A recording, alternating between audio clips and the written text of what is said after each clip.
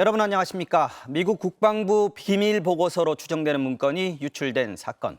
특히 미국 정보기관이 한국의 외교안보 고위 당국자들을 도청한 정황이 파문을 키우고 있습니다. 미국의 탄약 지원 요청을 놓고 당국자들이 고민하는 내용의 대화가 고스란히 나와서 도청당했다는 당혹감, 그리고 동맹국에 대한 처우로 맞는가 하는 여러 평가가 나오는 건데요. 한미동맹 70주년을 맞은 윤석열 대통령의 국빈 방문도 앞두고 있어서 더욱 주목받고 있습니다. 먼저 문건에 나온 대화 내용 어떤 건지 워싱턴 김수진 특파원이 전해드리겠습니다.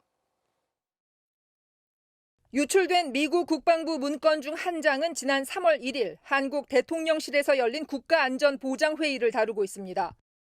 회의에서 이문희 전 외교비서관은 미국 요구대로 탄약을 지원하면 전쟁 중인 국가에 살상 무기를 제공하지 않는다는 원칙을 어기게 된다고 지적했습니다. 미국에 보낸 탄약이 우크라이나로 보내질 수 있다는 겁니다.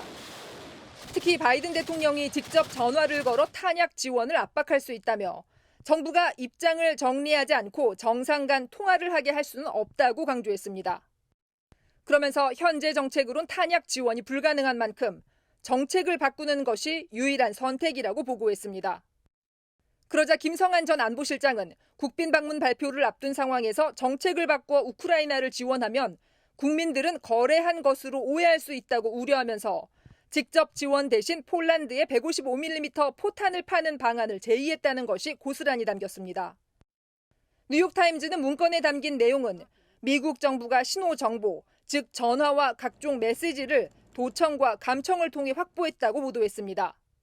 또 전문가 검증을 거쳤다며 유출된 문건이 CIA와 국가안보국 등 여러 기관의 정보를 취합해 합동참모본부가 작성한 것이라고 전했습니다. 미국 국방부는 내부 소행 가능성을 포함해 문서가 유출된 경위를 조사하고 있습니다. 진짜 기밀 문건인지에 대해선 유출된 정보의 진위를 살펴보고 있다는 원론적 입장만 내놨습니다. 일단 유출된 문건에 엄청난 기밀은 포함되지 않았다는 평가가 많습니다.